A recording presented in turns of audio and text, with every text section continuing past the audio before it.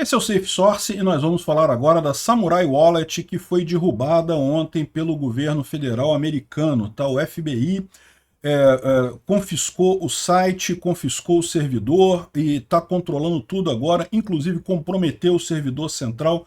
Se você usa o serviço dele, saiba, a sua chave está comprometida. Então isso é um problema bastante grande, mas o que eu quero avaliar mais aqui é justamente o que isso significa para o desenvolvimento de software aberto daqui para frente, porque realmente é um problema isso daqui, né? Os desenvolvedores foram presos. Eles foram presos por quê? Porque eles cometeram algum crime? Não, na verdade, eles desenvolveram um sistema que permite você trocar Bitcoin de forma anônima, né? Sem você saber a origem e o destino daquele Bitcoin. Mas foram considerados culpados de lavagem de dinheiro pelo governo americano. Aí esse é o problema, né? Eles lavaram dinheiro? Não, eles não tinham por que lavar dinheiro, não tinham nada disso. Eles fizeram um sistema de privacidade. Pode ter sido usado por criminosos que lavaram dinheiro? Pode, mas tem um monte de outras coisas também assim, né? Os próprios algoritmos de criptografia são todos eles desenvolvidos por agências do governo americano e são usados por pessoas que fazem crimes o tempo todo. Por que os desenvolvedores americanos não são, dos desenvolvedores das agências americanas não são presos também por conta disso, né? Eu acho um absurdo isso daqui. Vamos entender esse assunto. Essa notícia foi sugerida por Boitatá, Cetáceo Libertário no X e várias outras pessoas. Obrigado aí ao pessoal que sugeriu notícias lá no nosso site, no safesource.com, é safesrc.com. E obrigado a você que está assistindo o nosso vídeo. Se você gosta do nosso conteúdo, por favor, deixe o seu like e se inscreva aqui no canal, né? Pois bem, o que aconteceu ontem? 2 rapazes foram presos, os 2 que faziam a manutenção do site Samurai Wallet. O Keone Rodrigues foi preso na Pensilvânia e o William Lonergan Hill foi preso em Portugal, né? Ambos são americanos, tinham desenvolvido esse sistema, a Samurai Wallet. O que a Samurai Wallet faz? Ela tem um mecanismo de... primeiro, ela é uma carteira Bitcoin normal, uma carteira normal Bitcoin, mas ela tinha um mecanismo de anonimização de transações de Bitcoin. Como é que funciona esse mecanismo? Funciona parecido com a Monero, né? A Monero é uma outra moeda digital, diferente do Bitcoin, que tem intrinsecamente já esse esquema. Funciona da seguinte maneira: você não tem uma transação única, sai da sua carteira para a carteira do destinatário. Você tem uma junção de um monte de transações numa transação só. Um monte de gente manda dinheiro para um endereço, daquele endereço vai para um monte de outros endereços. Assim você não pode saber quem mandou para quem no final das contas, né? Você faz o embaralhamento dessas transações, a anonimização dessas transações. No final das contas, não dá para saber de quem que foi para quem, e o governo americano considera isso lavagem de dinheiro, o que é errado. O mecanismo é um mecanismo de privacidade. Você pode não querer dizer... quem tem muito Bitcoin tem esse problema de privacidade. É lógico que tem, né? Imagina se alguém fica sabendo que fulano... Já aconteceram crimes de pessoas irem na casa, de matarem donos de Bitcoin. Por quê? Porque vão na casa do cara, botam uma furadeira na cabeça dele, ó, me entrega sua senha aí para me pegar seus Bitcoins. Se alguém fica sabendo que você tem muitos Bitcoins, sua vida está em risco. Então, para quem tem muitos Bitcoins, esse tipo de sistema de privacidade é essencial. A pessoa não quer fazer nenhum crime, não quer ajudar governos estrangeiros, não quer fazer nada de errado, ela quer só preservar a vida dela, né? Então ela usa um sistema de anonimização para evitar dizer que tem muitos Bitcoins, e faz todo sentido fazer isso. Realmente é importante não dar essa coisa, porque você sabe que, por exemplo, a partir do seu endereço Bitcoin, né, da sua chave Bitcoin, as pessoas não sabem onde é que está isso. Isso pode estar no seu computador, pode estar no seu celular, pode estar num lugar etéreo, pode não estar em lugar nenhum. Você pode anotar num papel as palavras-chave ali, e aquilo ali que é a sua carteira, e ninguém tem acesso àquilo, não está em lugar nenhum. Mas a verdade é que muitas vezes, você sabendo essa chave, existem alguns ataques que são possíveis para identificar o IP onde está aquela chave, né?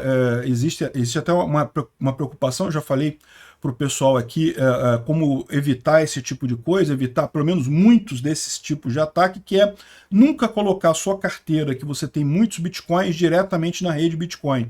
Então, se você tem um nodo Bitcoin, por exemplo, você bota isso num nodo à parte, né? Os mineradores fazem muito isso. Você tem um nodo que faz a mineração efetivamente, esse cara está configurado para só conversar com outro nodo. Aí esse outro nodo, você não tem nenhum Bitcoin, não tem nenhuma carteira, não tem nada ali, Esse outro nodo é que conversa com a rede total. Então, isso dificulta alguns dos ataques que permitem você identificar, ligar uma carteira a um IP, né? Se você usa a carteira do Bitcoin, né? O node do Bitcoin. Quem é minerador tem que usar, porque o minerador, a atividade de mineração é feita por uma espécie de nodo do Bitcoin também, é uma função do próprio nodo do Bitcoin. Então, fora isso, você pode usar outras carteiras, mas as outras carteiras também têm fragilidades, também podem ter problemas. Enfim, então isso é um problema realmente. Você manter a sua privacidade é um interesse de muita gente que tem Bitcoin, independente de cometer crime. Esse papo que muita gente fala assim, ah não, se você está escondendo o seu Bitcoin é porque você está cometendo um crime. Não, não necessariamente, né? Não quer dizer nada isso, né? Então é um absurdo essa ação aqui da polícia americana, por quê?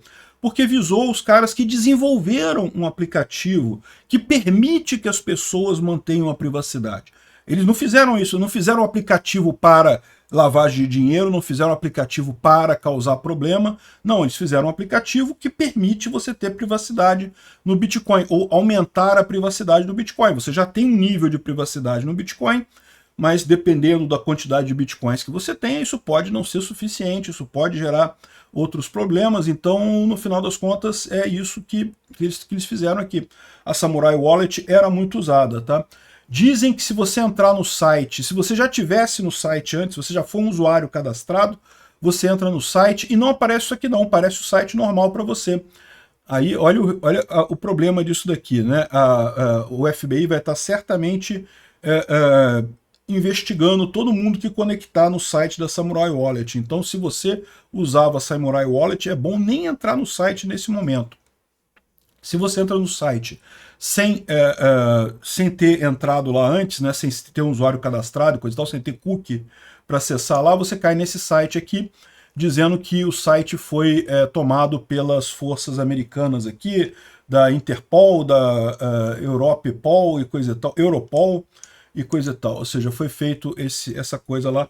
Supostamente estão acusando eles de lavar dinheiro para grupos criminosos e para países que têm sanções com os americanos, né? Só que isso é um problema, porque como eu expliquei para vocês, eles, pelo menos até onde eu sei, assim, pode ser que eles tenham evidências lá de que os caras faziam mais coisa do que isso. Mas até onde eu sei, o que eles fizeram foi desenvolver a ferramenta, né? A ferramenta foi mal usada por criminosos? Foi mal usada por criminosos.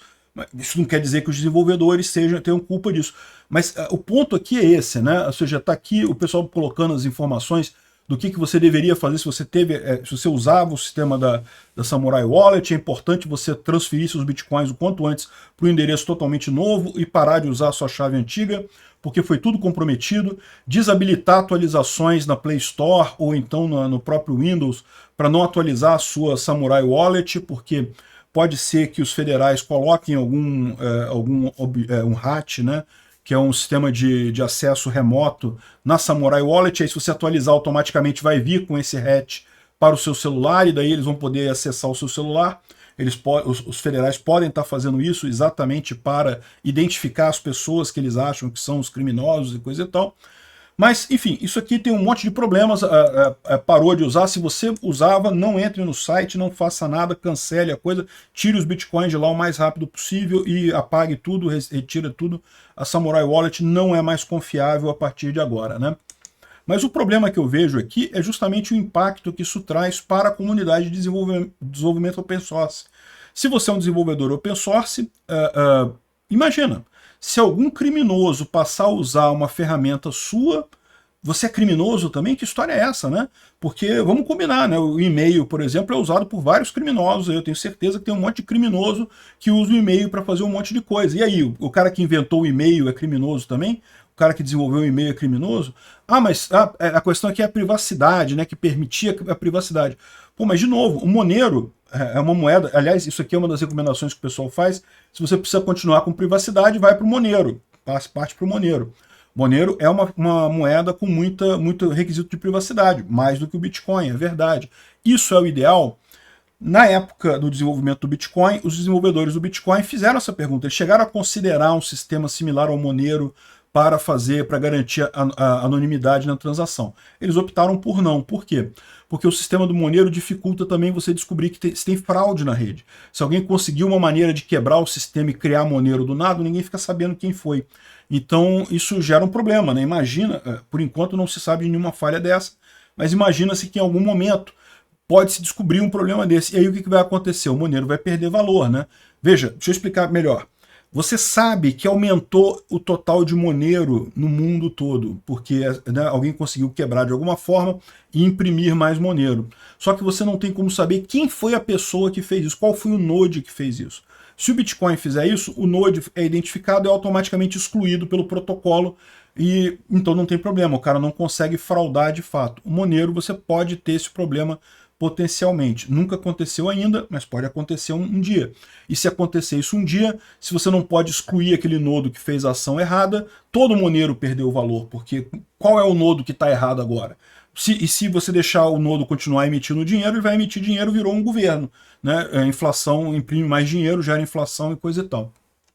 Então, o Bitcoin tem menos privacidade justamente para evitar esse tipo de problema.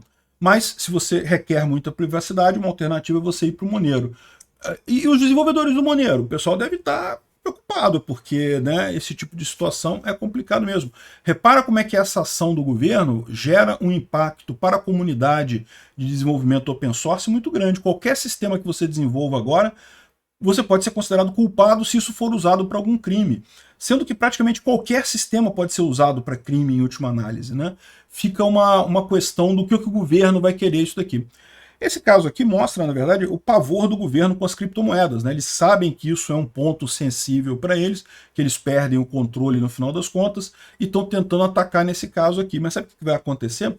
A internet é essencialmente anárquica, né? Já tem gente conversando sobre a criação de um GitHub em blockchain, de forma que ninguém fique sabendo quem são os desenvolvedores de fato, e você tenha todo o processo do GitHub, coisa e tal, de forma descentralizada, para não ter como evitar esse tipo de desenvolvimento. Né? E lembra, o código da Samurai Wallet continua lá no GitHub. Aliás, não sei se continua não. Acho que eles derrubaram o GitHub também.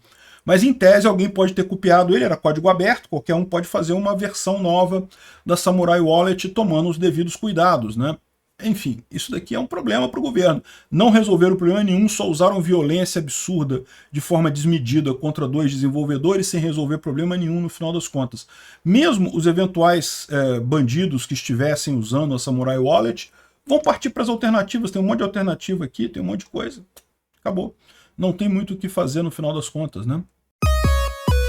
Se chegou até aqui e gostou do conteúdo, clique no like e se inscreva no canal. Isso me ajuda a ganhar relevância no YouTube e levar o tema da segurança no desenvolvimento de software a mais pessoas. Obrigado. Considere também clicar no sininho e pedir para ser notificado dos novos vídeos. Caso queira sugerir uma notícia para falarmos aqui, é só ir no nosso site https://safesource.com, safesrc.com e clicar em sugerir uma pauta, colocar o link da notícia ali. Agradeço a todos que nos ajudam a fazer esse programa.